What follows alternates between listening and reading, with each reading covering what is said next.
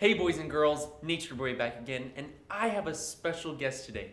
We actually have a local resident here in the Nature Center called Crush, the Russian tortoise. Now, Crush being a Russian tortoise actually can go by multiple different names, starting with the Afghan tortoise, the Central Asian tortoise, the Horsefields tortoise, or even the four-toed tortoise. And Crush actually has some special needs. He actually needs to be outside walking, exploring his surroundings for at least an hour a day. So I thought for today, we would take him out and show him around the camp. So just give me a second here to grab him, and we'll be on our way.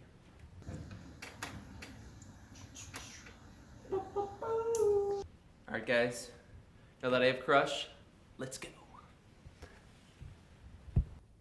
Welcome back, boys and girls. We're actually down here at the horse barn with Crush, introducing him to some other wildlife native to camp here. This is one of the horses down at the horse barn.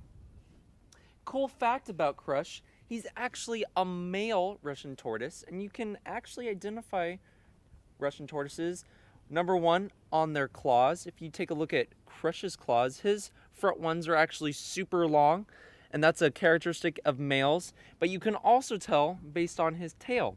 His tail back here is actually super long, and he actually curls it up in almost inside his shell to the side.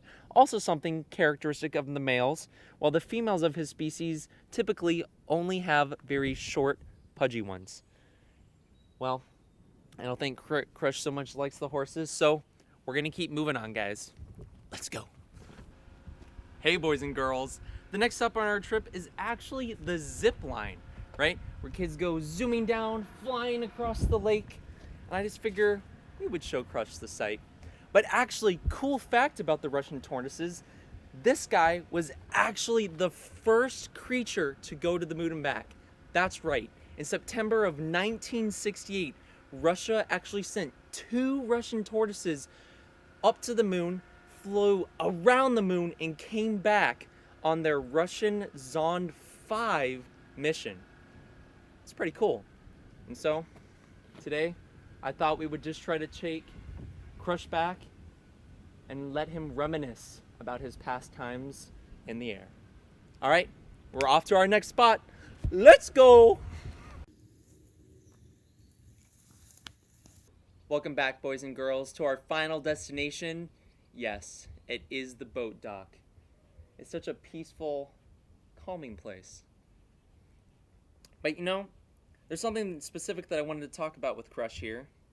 And that is that, you know, we brought him on this walk today for a special reason, you know? Crush loves going on walks. He loves the physical exercise. He loves just being outdoors. It's something that makes him happy and makes him feel healthy, you know? And this is something that Jesus specifically talks about in reference to self-care in the Bible.